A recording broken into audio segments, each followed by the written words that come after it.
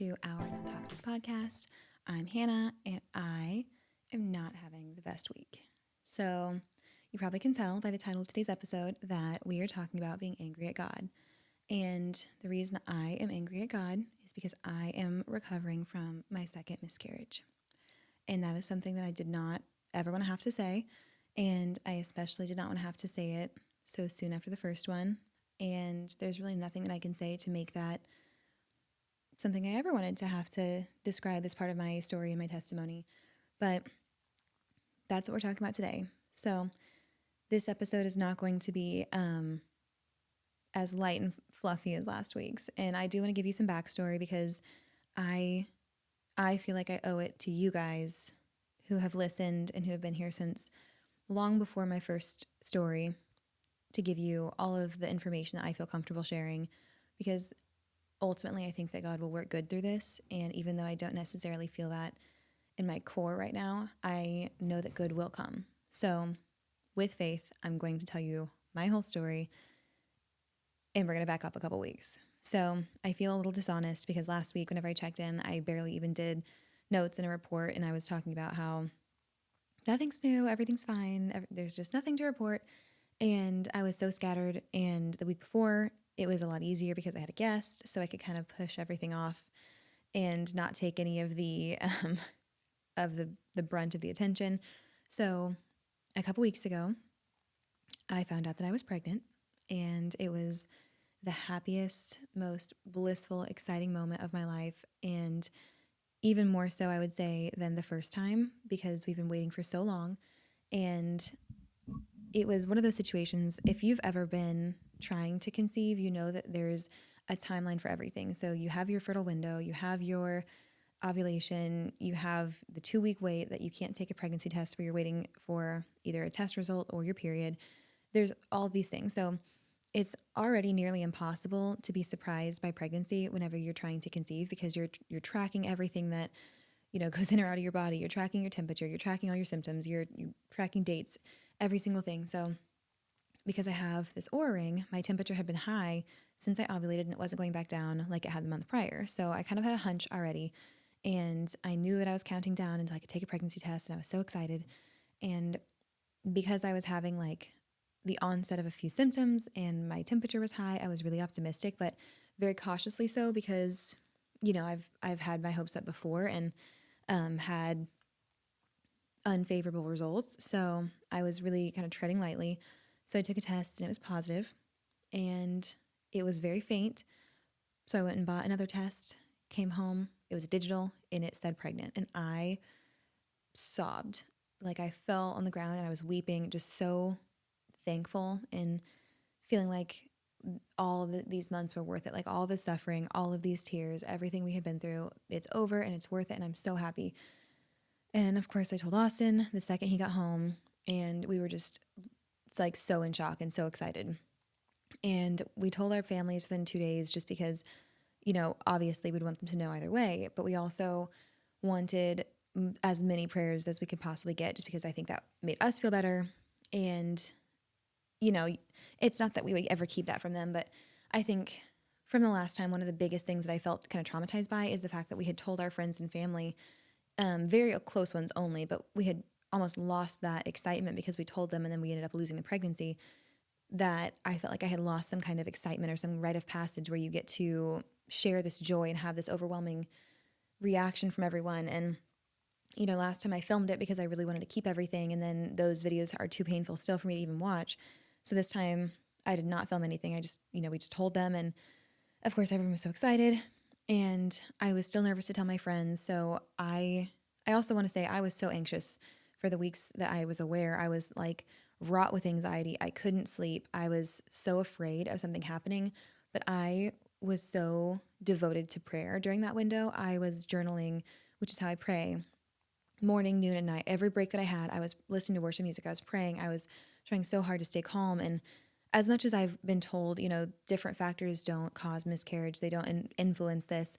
The last time I was running every day, I was working out a lot, I was not really taking a break. And then with that resulting miscarriage, I have obviously some trauma from that. So this time I was not going to the gym. I was not going to spin class. I was not overworking myself. I was really taking it very, very easy, which gave me some peace of mind, but it also didn't give me an outlet for any of my nervous energy. So I was, having pregnancy symptoms and I was so excited, but I didn't have just prayer, which just prayer is never just prayer, as we know, but it doesn't really do a lot to expend your extra energy. So I'm going and going and going mentally, but I feel like I'm kind of confined. So I had called my doctor the second I got a positive test because they told me last time, as soon as you get one, come in, we'll do some blood work and make sure we can monitor everything. So I went in for my beta HCG test, got that done on one day, came back in a couple days later for the second round because you want to see the levels increase. So my HCG doubled, but my progesterone went down, which is something that you never want to see. And I've had low progesterone. You have probably heard me talk about this too much, so I'm not going to go into all of that, but my progesterone went down. It's never supposed to do that. It was already low anyways. So they increased my dosage from 100 milligrams a day to 200 milligrams a day. And they said, we'll retest in a few more days. So I went home, and of course, you never want to hear, let's retest, because if that sounds like there's something wrong. And I had asked the doctor, like, is there something I should be concerned about? And they were like, no, we're just testing, just a precaution. And so I went home, and I still have this like pit of anxiety in my stomach, and I'm just like without peace, without rest for days and days and days. Go get my second round of blood work. They said, we'll call you tomorrow. So I go into this past Friday, and I'm like so full of dread, and I'm praying. And we had a 6-week ultrasound, which is supposed to be a confirmation ultrasound scheduled. So what do you find out at 4 weeks, which is literally the very first day that you can find out? You just have a lot more time to know. So even the wait from that to the 2 weeks to the 6-week ultrasound when you can actually confirm a pregnancy, it was so long. And I can't even explain to you like the knots that I felt like I was in for this time period. I couldn't focus. I couldn't do anything. And I was just so afraid, and like just begging and pleading with God, please, like, let this be a healthy baby, and let this be a good result, and let this be an answered prayer. We've waited and prayed and done, not that you do right things to earn favor, those things don't work, but in your head, you're like, I've done everything. I'm ready. That, like, please let this be the time.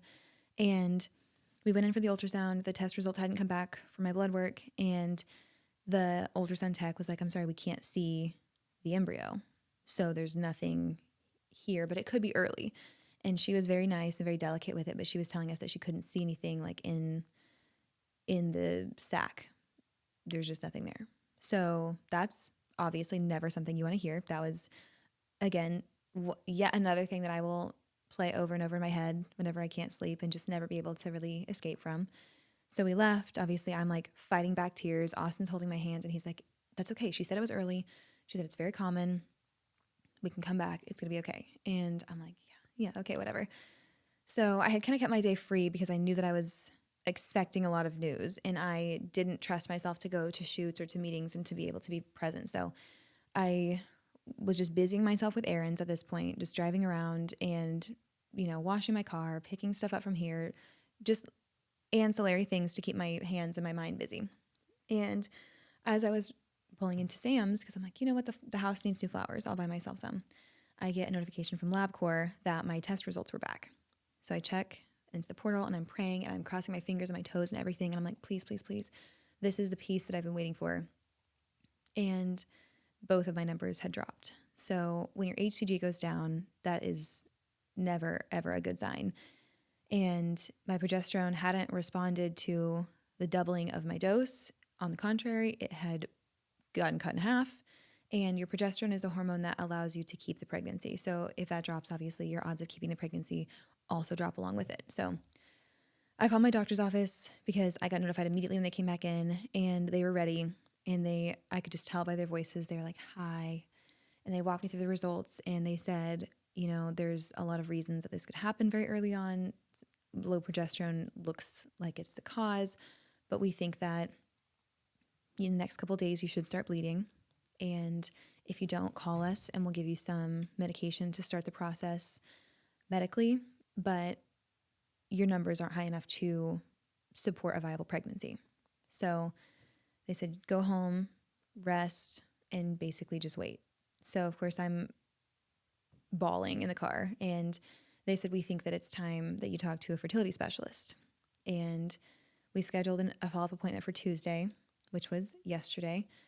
so they could follow up. And if you're not familiar with miscarriage, which I hope and pray that so many of you aren't, then you have your baseline of your numbers where they were at prior to losing the pregnancy. And then you have to go back in. Last time I went back in a couple times to get your blood drawn to make sure your numbers are dropping accordingly. And in this situation, I didn't find out about the miscarriage from bleeding. As I did the first time, I found out from my numbers dropping and them telling me that it was about to come. And I don't know which one was worse, honestly, because I still remember the gut-wrenching feeling that I felt the first time when I looked down and saw blood, and just knowing that it wasn't good. It wasn't spotting and it wasn't going to end well. And I remember how heartbreaking that was. And again, that's something that I still see when I close my eyes, or I still see when I go to the bathroom, and it's like these visceral flashbacks. And now I feel like I found so much peace in not bleeding.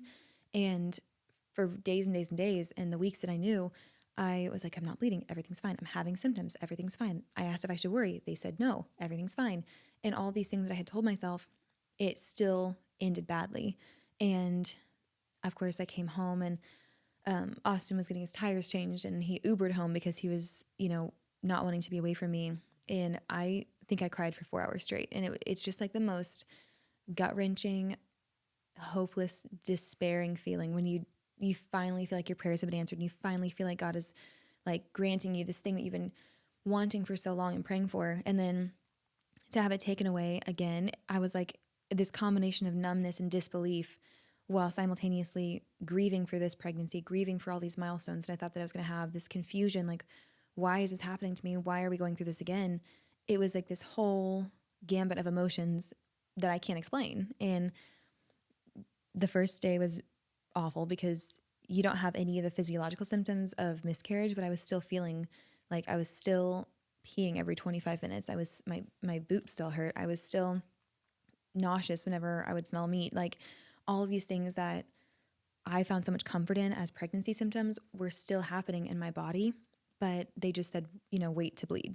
So it was one of those like awful, I don't even know how to explain it. I'm sure that you can understand that at this point, I was just feeling hopeless, especially after all the prayers of the week and praying with family. And I had told my friends. I waited a week to tell my friends because last time I told them within a couple days, and these are my best friends in the world. It's not like I'm just announcing it to, the world at large, but I told my closest friends and just said, I would love the prayers. I'm feeling very anxious. And I waited. I had taken probably 4 or 5 at-home pregnancy tests. All of them were positive. I got 2 positive blood tests from the doctor. My HCG was going up. Like, it seemed like everything was going in the right direction. And I told my friends on a Tuesday, and then Friday I got told to wait for a miscarriage. So that wasn't great. So I had to tell my friends again and send this message that I never wanted to send and have deja vu with it. But then Saturday I woke up to awful, awful cramps and started to bleed, and I was miserable the entire weekend. It's so hard to say because I don't want to be graphic with this, but I also want to emphasize that miscarriage is painful, and I can't even imagine what the physical feelings would be like had I been at a later gestation. But even as early as 6.5 weeks, it's like it's somewhere between what I imagine contractions to be in a severe period. It lies, I can't speak to that obviously, but it's way worse than a period in the fact that like you're just cramping so incredibly hard. And I've had difficult periods, but it's beyond that. And I've seen things and heard things where people would say, so many women have miscarriages so early before they would even know that they were pregnant, that they might just think their period came a couple of days late. And I just want to say that maybe that's someone's experience, but even if I hadn't taken any tests and didn't have the emotional factor with this situation, I don't think that I would have mistaken that for a period. It was incredibly painful. I was running a low-grade fever. I was almost nauseous with all of the pain. Again, I don't want to be graphic, but it's a lot more significant of what is being passed than just blood. So it's just traumatic in a lot of ways, especially whenever you're still processing the emotions and, going from waking up on Friday morning, hoping to get to hear a heartbeat and hoping to get to see something on this ultrasound and have confirmation and praying so hard and thinking, I'm going to have answers by the end of the day. I'm going to have good news. I'm finally going to have a reason not to worry. And waking up 24 hours later, cramping and bleeding and just feeling gutted. So it wasn't a great weekend.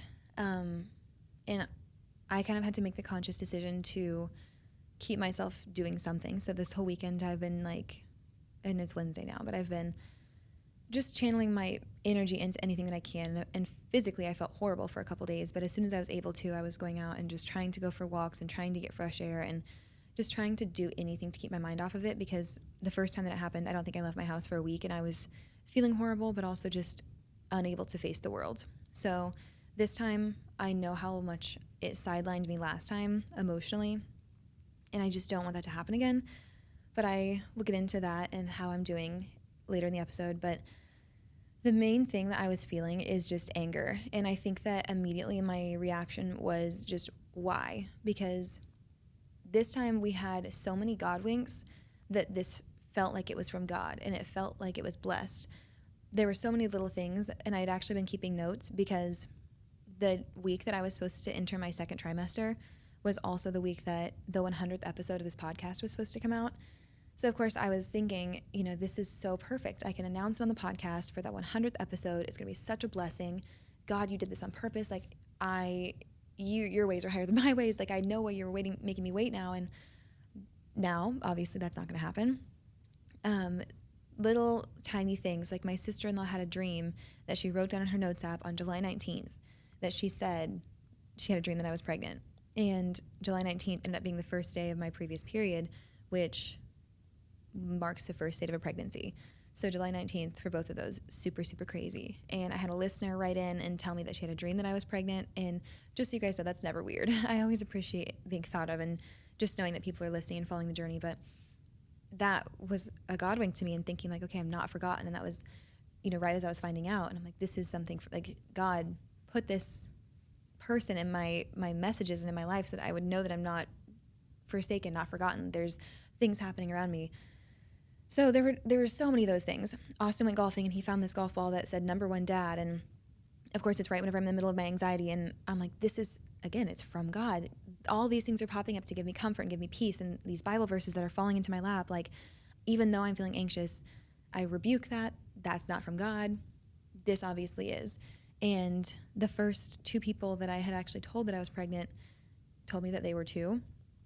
And one of the things that made my year so difficult is just the number of people that I was sharing a timeline with, except for I dropped out of the timeline. So watching so many pregnancies progress for people that I love and am so happy for and deserve all of the joy in the world, but watching all of their milestones and, watching their announcement and then their maternity photos and then their delivery and then bringing their baby home, and now seeing babies that are a month old and knowing that mine isn't here, and to have that being repeated a second time back to back, it's like, it almost feels cruel and unusual. And I don't want to speak more on that because there's news that's not mine to say. So I'm just, when all of this came crumbling down, I felt like this was a cruel joke that had somehow been orchestrated with me at the center, and to have all of these things that it felt like God was putting in my path and saying, like, I'm here, I'm with you, here are all these things, then to be like, what was all that for then? Why did you give me all these signs for false comfort? Why did the doctors tell me not to worry? Why did you give us all of these signs of reassurance only to take it all away a second time? And I have extensive notes just because I didn't know how eloquent I was going to be feeling today, but here's a list of the reasons why I'm angry with God. And I'm going to try not to get emotional today because I really am just cried out, but forgive me if I do. So I'm actually going to take a break and drink my coffee.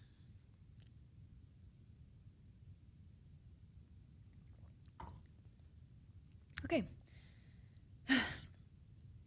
I'm angry that this is happening to me again. I am angry that so many people around me seem to have no trouble getting pregnant, and I do, even though I know that's an ugly, ugly emotion. And I want to be so clear that babies are always a blessing, whether they're intended or they're not, or you're married or you're not, or any circumstance, babies are always a blessing. And I never want to make it clearer than this point. Even if I'm hurting and I'm envious and I'm feeling like it's salt in the wound for me, I am never not happy for those of you who are pregnant and who are blessed with babies. Hear me when I say that. Truly, my close friends, people who I don't know but listen to the podcast, women online, I am so, so happy for you. It just hurts for me. So don't take this as me being resentful of you, ever. I want to make that so abundantly clear. But it does seem like around me there has been an incredible uptick in accidental pregnancies, and the number of friends that I have that, oh, I didn't know I was pregnant, I found out at 10 weeks, or, oh, it was just one time, like we weren't even trying, I was so surprised, or, whoops, these people aren't even dating and someone's having a baby. You know, it's just all around me, and it seems so prevalent. And that's one of those things where I'm trying so hard to fight these negative feelings and this anger that is creeping in on me, because here we are, we've been praying, we waited until we've been married for over 2 years. We have saved money, we've done all these things, we've tried to grow our faith and grow our marriage and grow our businesses and set up a foundation, and we've literally checked every single box that we thought that we could possibly check. We prayed for a baby, and then we lost 2. So then to sit here and to look around and to see that apparently there's some kind of fertility drug that everyone's taking that I didn't even know about, where you're just popping up babies left and right, it feels like I'm on the outside of something, and I'm angry at God for that. It's so perfectly awful. Like I said, the timing of these things, and there's some details that I can't share because they're just not mine to share, but it seems like it's so divinely written in the worst way that it feels cruel. It doesn't feel like it's just a random happening. It feels like there were all these things that fell into my path to make this even more painful than it would have been anyways. So I'm angry about that. I'm angry that all of these God winks that gave me so much comfort don't matter, because I feel like that is going to make me lose the luster that they had previously. So since my mom had cancer over a decade ago, we've looked for these God winks, these little moments where it seems like God is in your daily life, and these notions that, like, that was God, that was God, that was God, these small, almost innocuous things that don't seem like they're not miracles, they're just winks. And that's how I've felt so connected to God for so long. So to now have so many of these things that were undeniable God winks, only to completely mislead me from, the peace that I thought that I was getting, I'm angry about that, because now I know that I won't find as much comfort in these God winks. I'm angry that God gave and took away twice. I think I would rather have just never been given 2 at all. I'd rather have never had a positive test, because, again, now so many firsts are ruined. And now I've not only told my family and my close friends that I'm pregnant once and had it not go according to plan, but twice. And I know that they will be excited for me whenever that happens, but I feel so angry and so robbed of this joy, because now, just like the second time was a little bit less than the first time, what will the third time be? Because now we know nothing is guaranteed, but now it's like, really? Okay, let's wait and see. And I tried to wait this time, and this time I had blood tests, this time I had more positive pregnancy tests. I tried to wait, and still I have to eat my words in the most painful way. So I'm angry that I lost my first experience with an ultrasound to something that's so traumatic. I'm angry that I thought that I had peace because I wasn't bleeding, only to find out that bad news comes in multiple forms. I'm angry that Austin had to go through this again. I feel like I'm exhausted, and as much as I want to keep my faith at that same fervent, passionate level that it was before, I feel like I have so much just hope fatigue. I don't have any hope left in me right now, and I know that it will come back, and I know that I want it to come back, and I want my faith to be strong again. But the problem for me is that I put everything I had into prayers for a year now, and everything beyond that into praying for the few weeks that I knew, and then for it to just all, not only not in the way I wanted to, but every single thing that I prayed about went the opposite way. Every single thing that I was hoping for and praying for completely turned on its head. And I know that that's not necessarily how God works. It's not that you pray for things and he grants them. He's not a genie. I understand all of that. But it does take away a certain element of why prayer brings you peace, because you have this belief that things will work out. And right now I just don't have that. And I hate that. I hate that it sounds jaded, and I hate that it sounds faithless, and I hate that it sounds depressing, but that's just where I'm at. It just feels very desolate right now. And that's my reality. I'm angry because the difference between first and second miscarriages is more significant than I thought, because the first time you have this hope to cling to, because everyone tells you how common it is. So when you have a miscarriage, and I hope you guys never experienced this and haven't experienced this, but everyone will tell you, doctors, friends, everyone, that it's so common for first pregnancies to end in a miscarriage. So I found some kind of peace in that, even though I was still wrecked emotionally and mentally and physically, because everyone says 25% of first pregnancies end in miscarriage. So that was giving me community. It was giving me comfort. I'm like, this is normal. There's nothing wrong. There's nothing wrong with me. There's nothing wrong with, our future. And then for this time, now it's not a first miscarriage, it's recurrent miscarriages. And to hear the doctor say, I think it's time that you talk to a fertility specialist, and just the journey ahead of us that I don't even have the energy to be afraid of yet. And all of the questions that I have, and, believing that my hope would pay off, and that it was paying off, only to have, it feels like, another rug ripped out from under us and to be falling even further than before. I don't know. And just, I'm angry because of the weeks that I knew that I was pregnant were not joyful, because I was so afraid, and they were so full of fear that was almost out of my control, that I'm afraid for the next time, because I know how terrified I was this time, and I know how excruciating it was to go through this experience before I even knew there was bad news looming. So now to have two awful, heartbreaking experiences, and to think about being pregnant again, I just know that there will have to be some kind of divine intervention for me to get through that. So I'm angry about all of those things. I'm angry that I feel like I can't be there for my friends that are pregnant, that are going through something so incredibly beautiful, because I am so hurt.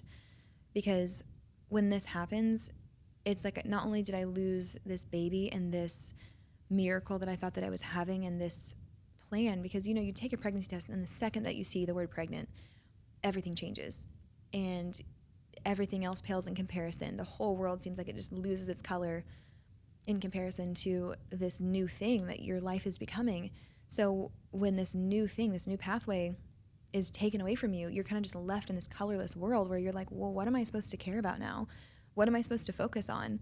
So you're left in this place where you want so badly to go back to yourself, but that door is closed, and you want so badly to go forward, but that door is closed, and you're just kind of left in the in-between. And I think the metaphor that I used last time was that I feel like I was on this boat of like my career and my youth and being young and just seeing the world with these glittering eyes. And then I saw this next boat, which was motherhood, and it's supposed to be more fulfilling and better, and that's where I wanted to go. I felt like I was finally ready. And then right as I'm crossing from one boat to the next, they both leave, and I'm just left in the ocean just drowning. And I haven't been in that career boat, like super passionate and zestful for life as much as I used to be for a while, but it does feel like that. It feels like you're between two paths and two groups of people, and I feel like I can't relate to my friends that aren't married and don't have kids and aren't trying for them yet, because I don't care about the same things that I used to, and I can't find the fulfillment in my career, and I can't find the same joys from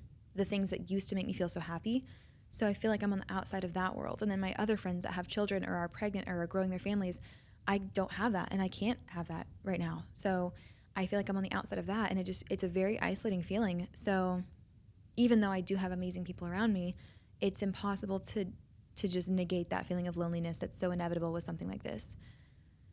So I'm angry that I feel like I can't be the friend that I want to be to the people in my life that are going through something that's such a blessing, because of my own pain. And it's not because I'm not happy for them, like I said. It's because looking at them makes me so heartbroken and so gutted that I can't even put it into words. And it's almost easier just to not to not to not talk to them, to not look at them. And that's so devastating, because then it's like, not only was this miracle taken away from me, but now some of my friends are, the relationship is being taken from me, not because of anything that they've done, but because now it's painful. So these things that brought me comfort, that got me through such a difficult time, now even those are a source of pain for me. So I'm angry at God for that too. And I'm angry that I feel like I haven't been the happiest version of myself for a year. And Austin has been the most amazing husband and the most amazing supporter, but now he has to do that for me all over again. And I know that that's not a have to for him. That's what he wants to do and what he has been doing. But I'm angry at that, because I want him to have a happy wife, and I want him to become a dad, and I want him to have the most joy that this world has to offer, because he deserves it. And that's just not our reality right now. So I'm angry that we're in the for worse part of life, and I just want to be in the for better part, and not the in sickness and all of those things.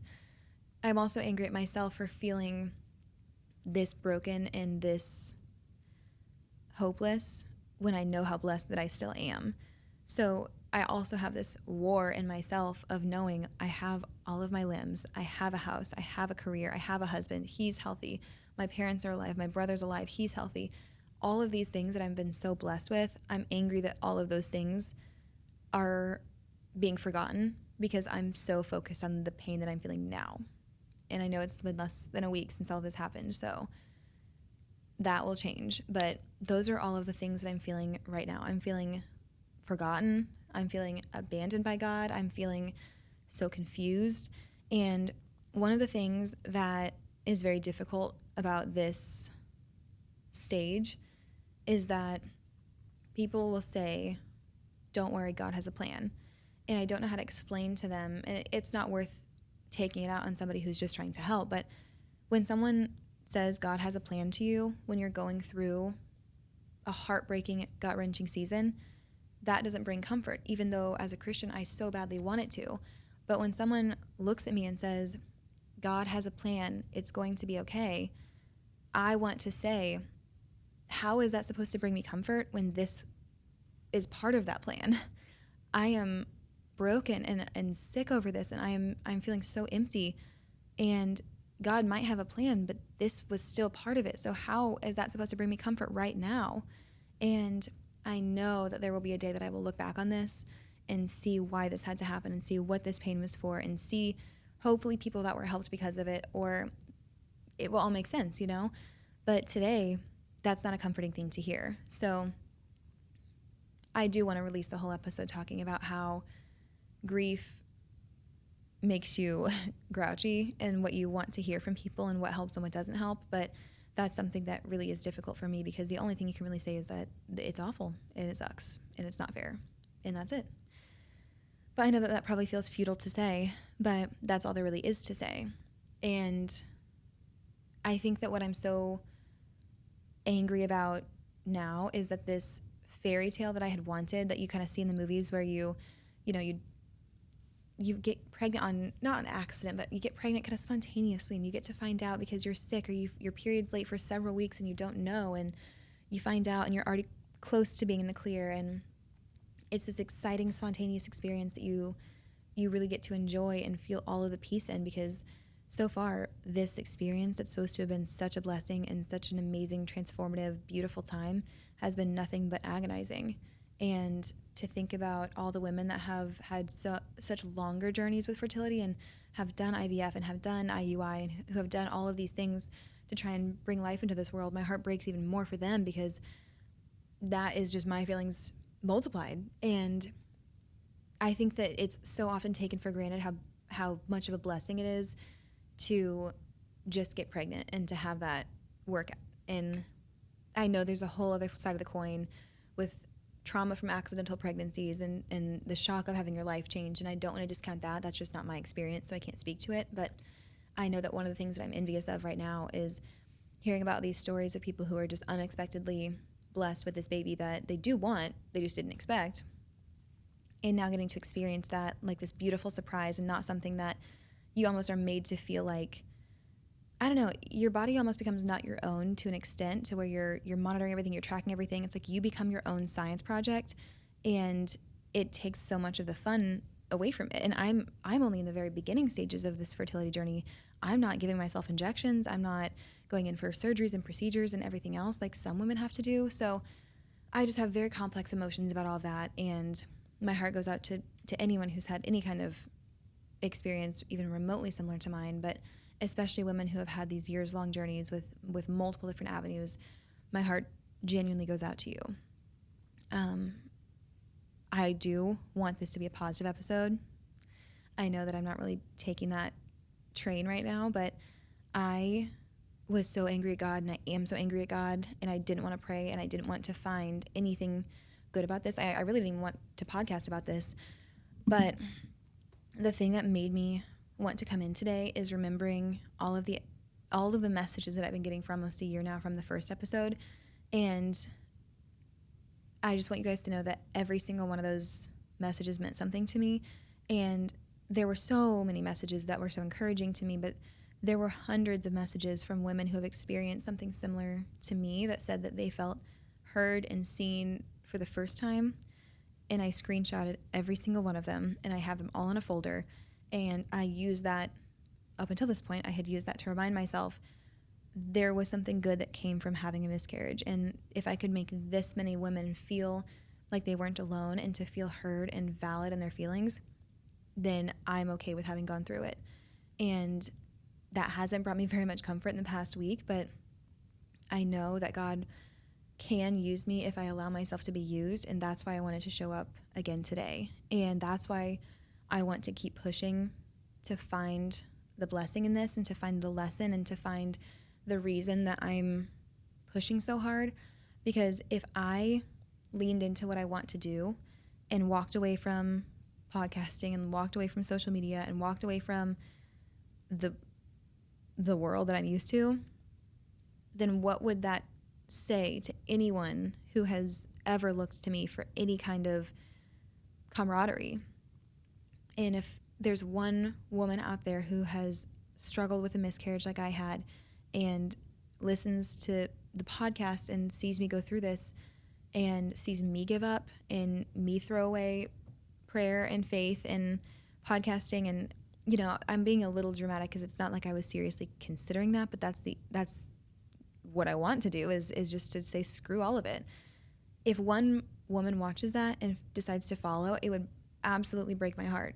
So if there's anyone out there who has ever been in the same boat as me, I want you to know that I'm not going to stop rowing. We are still moving forward.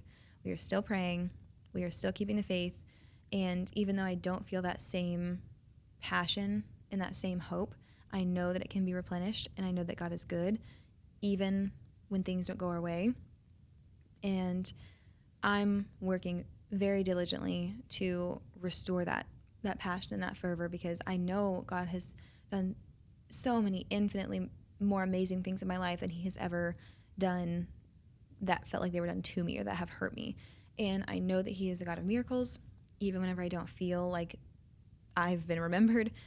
So for all of you who have been there with me, and for all of you who are still in this journey as well, I want you to know that there will be good. And I have so much faith that we will see our prayers answered, and that we will see a happy ending, even if it's not today. But because I don't have all the answers, I wanted to turn to the place where I feel like the answers can be found, which is in the Bible. So I want to switch gears from talking about me to talking about some Bible stories that I think are applicable, that could be helpful during this time. So first, and I'm going to keep this pretty surface level because I'm not a scholar and I don't want to mess this up, and I also know that you guys might not want to hear these super in-depth iterations of Bible stories. But first, there's a story of Job. Job was a very faithful man. He had everything. He had a family. He had wealth. He was a very healthy man, and then all of a sudden he had none of it. He had all of these awful things happen to him. His children died. He lost his health. He had sores all over his body. They were incredibly painful, and he remained faithful to God. And people tried to explain to him, this is why this is happening. This is why this is happening. And it was never correct. And he had this deep anguish and he was crying out to God, and he wasn't just a silent sufferer, which I definitely can relate to, because I think sometimes I read these Bible stories and think that people who go through these trials are not real people, and I think they go through them and, just take it on the chin and never express pain or fear or resentment towards God or anger, and it makes me feel separate from them somehow because I'm human and I feel this pain. But reading these stories and seeing that these people also cried out to God and they were also upset and they didn't want this to happen and they begged him to change it and they still kept the faith, it makes me realize that I'm not so different from them after all. So Job is crying out to God and he wants these things to be changed, and after a long time, he had more than he had previously restored to him. So his health was brought back. His family grew. He was healed. He had tenfold what he had previously, and God did restore him in a way that was bountiful. So I think that we have to understand it's not our timing, it's God's timing. God gives, God takes away. We don't understand his ways, but he can bring immense restoration after immense loss. Next, the story of Joseph. Joseph was the one with the multicolored coat. He's the one who was sold into slavery by his own brothers that were envious of him. He was falsely accused. He was imprisoned. He was forgotten. He just suffered. And ultimately, because of his visions and his dreams that he was having and his ability to interpret these visions for other people, then he goes on to serve the king and ultimately becomes this prophet and saves a whole nation and his family from famine, and he's able to be welcomed back into his family. And this is hard because I think we're human and we want revenge and we want righteousness and justice and all of these things, but he was betrayed. He faced incredible injustice. He suffered and he waited for so long. But I think that this teaches us that God can use the most painful things that we've ever experienced, the most unfair, the most heartbreaking things for good. And he ended up saving an entire nation of people. Next, the story of Elijah. Elijah was a prophet who did amazing things for God. He called down fire from the heavens. He had a major victory, but then he faced this crazy fear, crazy despair. He fled into the wilderness and he asked God to take his life. And he was just not in a good place. He wanted his life to be over. And God didn't rebuke him, didn't call him weak, didn't say that he had failed him, but with a gentle whisper, he spoke to Elijah and he reminded him that he was there, he's not alone, and that his work wasn't finished. And again, this is one of those stories that makes me feel like I'm not alone, because not that I've gone out to the wilderness and asked God to end my life, but you have these moments where you're like, I don't have anything left. I don't have it in me. I can't hope again. I can't do this again. I can't muster up the strength to go out and do good things right now. I can't worship you. I can't lift my hands right now. And to read these stories of these amazing prophets and people who've done amazing things in the Bible, and to know that they also had these low moments, it just makes me feel less alone, because I'm not out of the running because I'm emotional and because I'm hurt. I'm not out of the realm of being used by God because I'm in pain. On the contrary, God can and will use me for good, probably because of this, not even in spite of this. And finally, the story of Hannah, which feels a little bit on the nose, but Hannah was a woman who desperately wanted a child and couldn't conceive, and she prayed over and over and over to God for years, and she promised that if he gave her a son, she would dedicate his life to God. And she went through years and years and years of disappointment and so much mockery of people who made fun of her for still having faith and still trusting God and believing he'd answer her prayers. And she didn't lose faith, and she continued to pray, and finally God answered her prayers, and she had Samuel, who ended up becoming a great prophet. And this is something that's so difficult because I remember praying before I found out that I was pregnant, during, and now, if I'm being completely truthful, I haven't been praying hardly at all. But I prayed for so long not to have another testimony. And I was like, I don't want a story. I don't want another testimony. I don't want something powerful. I don't want to overcome something. I don't want to be one of your strongest soldiers. Do not give me a hard battle. I've already done a hard battle. I don't want another one. And I think that this is very humbling, because so many people in the Bible have not wanted their testimony. They have not wanted this. Even Jesus on the cross said, is there any other way? is there any other way for me to have to do this? But then he said, not my will, but yours be done. And he submitted to God. And to know that even Jesus Christ himself did not want his testimony, and he was enduring a lot more than I am. But to know that it's a very real and very valid thing to feel like you reject this storm that you're walking through, and that you don't want to feel it, and that you're resentful of it, you're angry, and you don't want it. But it is a choice to continue following God, and it's a choice to continue trying to be faithful. And even if I reduce it to the most cynical thing, my life could either be a life that I continue to trust God and continue to hope and have something to believe in, or my life could not be that. And what kind of life is that, where there's nothing to hope for and nothing to believe in? And, ultimately we won't know if we're right or wrong until we die. But I would rather be wrong and have lived a life hoping for something and praying to someone and believing that good things are coming than a life of the opposite. So I'm going to choose to continue to have faith, because I think that God can work amazing things, and because I want to have a life of hope. So let's read some Bible verses. It's probably a good thing I'm not a Sunday school teacher, because I don't think that I'm very good at this part. But here's some verses that I have compiled on waiting and on patience. Let me take a coffee break because I need this little boost.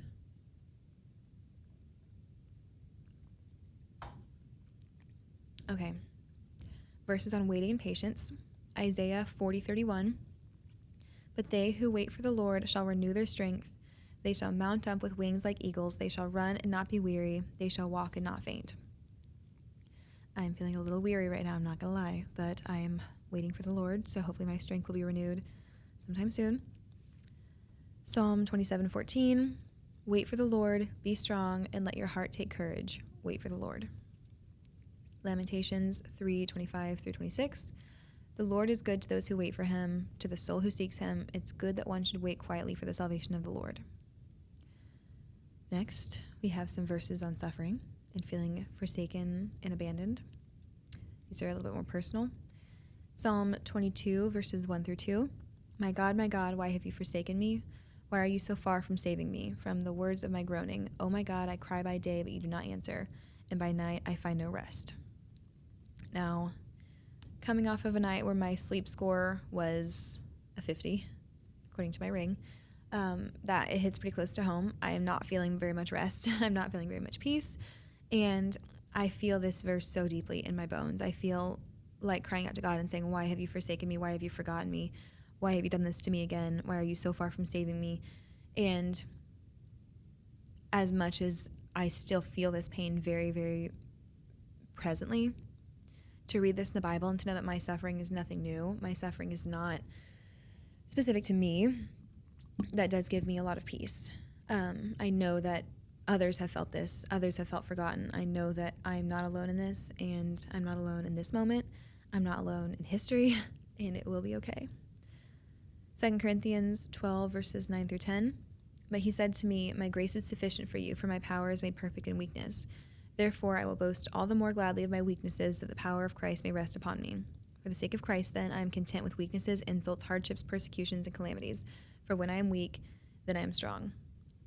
This one is difficult for me because I don't want to be weak. I don't want to be made perfect in weakness. I don't want to be boasting about any of those things. But I have this tiny little shred of light in the situation where the canvas is blank. The scene is set for God to do something. So I know that God is a God of miracles. And if I know anything from watching my mom's cancer journey and from being in the church for so many years, I've seen miracles happen. I've heard about them happening. I've heard about healing, and I've heard about deliverance. And I do know that God is capable of doing something that's more amazing than I can even fathom. So I'm working on boasting about my weaknesses. I'm working on being thankful for these. It's not really there yet, but I know that that's the glimmer of hope in the situation, is that the scene is set for God to do something amazing. Job chapter 1, verse 21. And he said, naked I came from my mother's womb, and naked I shall return. The Lord gave, and the Lord has taken away. Blessed be the name of the Lord. So I saw something on Pinterest that I promptly scrolled past because I didn't want to hear it. And it said, the devil can't take everything from you if God is your everything. And I was like, it's very humbling. And here I am sitting and thinking, how could you take this this for me, this hope, this miracle, this dream, this pregnancy, this baby, everything. And to be humbled enough to think that God should be your everything, and to realize I've been idolizing pregnancy and motherhood above God and above the happiness that I should be finding in God alone. That's something that I don't feel like I'm really ready to speak on yet, because I'm not wise enough. And I feel like that's something that's so difficult to comprehend, especially if you don't come from a faith background, is that nothing should be above God. And even things that were put on your heart by God, like for me, motherhood and wanting to grow a family is something I do feel like was divinely given to me. It wasn't something I was born with. I haven't felt it my whole life. So to feel like God gave me this dream and then keeps it out of my grasp is heartbreaking. But then to humble myself enough to realize that I have been putting that dream above God in my life and coveting it and wanting it more than I want a relationship with Him, there's a lot for me to wrestle with there. So I definitely need to work on that. Psalm 34:18, the Lord is near to the brokenhearted and saves the crushed in spirit. So if you're with me and you're feeling a little brokenhearted, God is near, even if we can't see Him, can't feel Him. 1 Peter chapter 5, verse 10, stand firm against him and be strong in your faith. Remember that your family of believers all over the world is going through the same kind of suffering that you are. In His kindness, God called you to share in His eternal glory by means of Jesus Christ. So after you have suffered a little while, He will restore, support, and strengthen you and place you on a firm foundation. So let me recite that in layman's terms. People all over the world are going through the same thing that I'm going through. And after I've been through this, after I've been suffering, God will restore, He will support me, He will strengthen me, and He will place me on a firm foundation. Lastly, verses on God's plan and God's providence, because like I said, this is kind of a sensitive topic for me right now, but this is something that will be good one day. Jeremiah 29:11, for I know the plans I have for you, declares the Lord, plans for welfare and not for evil, to give you a future and a hope. And there's another translation of this verse that says, for I know the plans I have for you, plans to prosper you and not to harm you, plans to give you hope in a future. And that's what I'm clinging to right now, is that God's plan for me is prosperous. It's not harmful. God's plan for me is not, it's not ending here. This isn't the only reason that I exist. And if this had to be a part of my plan, I will make it my mission to follow God, to figure out why, and to make this worth it. So whatever I have to do, if it's just keep showing up and telling the people that listen to this podcast that there is hope and that we're not giving up, then that's what I'll do. But if there's something bigger, then I am bound and determined to figure out what that is. Next, Romans 8:28, and we know that in all things God works for the good of those who love Him, who have been called according to His purpose. And I want to specify that it doesn't say God works good things for those who love Him. It says in all things God works for the good of those who love Him. So it's not just that God works good for those who love Him and He makes good things happen for us. It's that in all things, in painful things, in confusing things, in difficult things, in heartbreaking things, in agonizing things, in our anger, in our mistrust, in our hopelessness, in all things, God works good for those who love Him. So it's not that God works good alone for those who love Him, but in all things, in this thing that I'm dealing with now, God will work good. Proverbs 3:5-6, trust in the Lord with all of your heart and do not lean on your understanding. Well, that's good because I don't understand, so there's not much for me to lean on right now. Psalm 37:23-24, the steps of a man are established by the Lord. When he delights in his way, though he may fall, he shall not be cast headlong, for the Lord upholds his hand. That's a little bit King Jamesy for me, but God guides our steps. So if I stumble and I'm falling, there's a path that God has laid out, and I do have faith that the destination will be worth it. So, hang on, let me take a sip of coffee. This is very difficult to remember right now. I'm definitely right there with you guys, and I know how it sounds. I know that whenever you're going through something difficult and someone's telling you, God has a plan, this will be good, you just have to wait for Him and keep praying. I understand, trust me. I pick up my journal and I pick up a pen and I stare at the pages And then I click the pen off and I walk away because I don't want to talk to God, because I don't want to hear what this is. And I'm so mad because I didn't want a testimony. I don't want another story. I don't want to be made stronger. I just wanted a baby. And now I have this whole other journey opened up before me that I never wanted to have. But like I said, I don't want a life of hopelessness. I don't want a life of anger.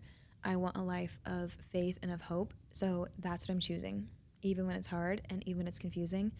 But I will not let this end my joy. I will not let this end my otherwise good life. And last time, this experience definitely sidelined me for longer than I wanted to. And I feel like it stole my joy and my personality and my color for so long. And it might not seem that way because I've still been here, showing up and trying to put on a happy face. And the podcast does bring me so much joy, and the community and everything else. Just know that everyone who reaches out truly does impact me.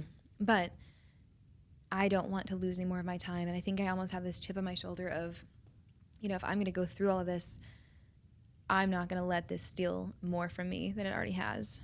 So it's an uphill battle. I still feel very weak and very angry and very confused. And, physically I still feel kind of shitty, but I will get through it. And these are things that I'm working on now. I'm working on not being ruled by my sadness and by these trials. I don't want my life to become a big pity party. I don't want my life to become me resenting the world and thinking poor me all the time. I don't want to let my sadness rob me of the happiness that I still do have. I don't want to be the girl with the sad situation and the sad life. And that's something that I always struggle with, because I want to share my story and I want to tell people anything I think that would help them or make them feel less alone. But with things that are so sensitive like this, it's not like you can go out and do a PSA and say, hey guys, I had a second miscarriage, I'm having a hard time. But I don't ever want to sensationalize my story and my trauma by podcasting about it. And I also don't want to keep it a secret when there's good that God can work through this. So that's a line that I still don't really know how to find, and I'm doing my best given the circumstances. But I want to still make fun videos. I want to still have fun podcast episodes and fun guests, and I want to still, find my love for taking cute photos and for crocheting and drawing and doing stupid stuff. I want to have a life that is so vast and so full of happy things that it's not colored by this tragedy. Because I don't want to be remembered as the person that had the miscarriages. I don't want to be remembered as somebody who just talked about how sad they were. So even though this sadness and this grief is not going to go away for a long time, if ever, this will not be the only thing that makes me me. And maybe it's out of spite for these circumstances that I say that, but I refuse to be somebody who is just governed by sadness. Like I said, part of me wants to take a hiatus from content creation, from being social, from being online, from everything that, allows me to connect with the world. And part of me just wants to be a recluse and hide. And I think that could be very therapeutic. But I keep going back to, if someone were in my exact same boat and happened to look to me for any kind of guidance at all, first of all, I'll pray for you. But if they looked to me for any kind of guidance and I walked away and isolated myself and gave up on my faith, and it would just break my heart for anyone to follow me down that path. So I don't want to sound like I'm, some kind of role model, because I don't think that that's the case. But I know that a lot of us have found common ground and camaraderie with each other. And if I can't do it for myself, then I can do it for someone else that I know is in the same boat. So for me, I don't really care if I isolate myself and if I get depressed and sad and lonely. But for my husband, who I love, for those close to me, for those going through the same situation, I want to be better. So I will be.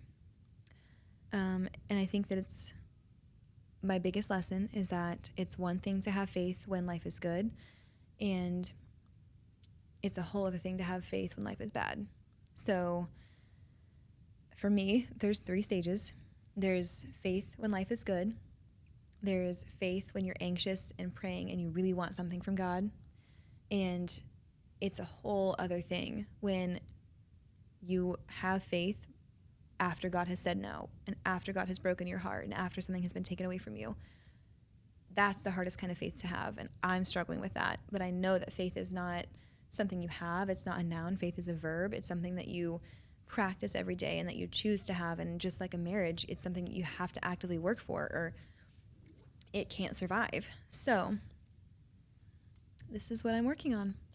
I am working on being happy. And last time, which I hate that I even have to say, because there is some kind of dark deja vu with grief for the same reason. And even as I find myself, arranging flowers that someone dropped off for me, and then I have flashbacks to 10 months ago doing the same thing because of the same reason and going through it again, there's just a dark irony and a dark deja vu. And it's something that you almost have to choose to laugh at versus get bitter over.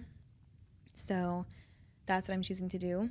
And again, it's a choice. It really is. And I would love nothing more than to wallow and to be self-destructive and to be knee-deep in bad behaviors and anger and spite.